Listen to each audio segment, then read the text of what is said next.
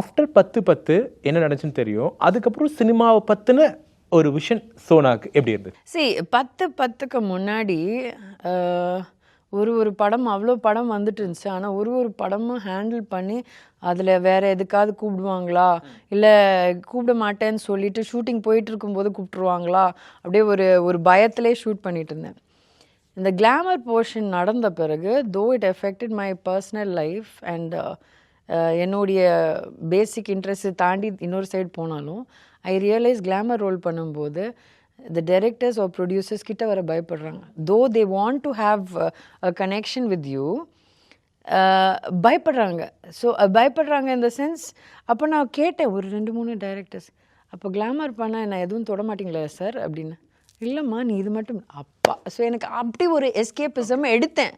ஆனால் அதுவும் முட்டாள்தானோன்றேன். ரிலீஸ் பண்ணிட்டேன். ஆமாம். சில மனிதர்கள் வாழ்க்கையிலேருந்து மறையவே மாட்டாங்க. அதே மாதிரி தான் memories. You can share about their memories or else like single word உங்க தக் மூமெண்ட் தான் இப்போ பேசிட்டு இருக்கோம். எனக்கெல்லாம் தக்கெல்லாம் வராது. ஸ்டில் ஓகே, என்ன இருந்தாலும் ஓகே. ஓகே போயிடலாம். கனிமொழின்னு ஒரு படம் ஜெய அவர்களோடது பார்த்துருக்கீங்களா?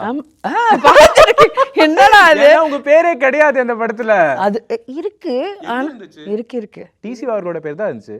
அவர் எதுவும் இருக்கு, அதுதான் கேஸ் ஓடிட்டு இருக்கு. இன்னும் கேஸ் ஓடும். கேஸ் ஓடும். ஆனா அதுக்கு சொல்லிருங்க நீங்க தான் ப்ரொடியூசர் அப்படின்னு. கோர்ஸ் அந்த ப்ரொடியூசர். இது என்ன கேள்வி இது? இதெல்லாம் யாராவது எனக்கு கேட்டா அழுதுருவேன். சண்டைலாம் போட முடியாது இதுக்கு.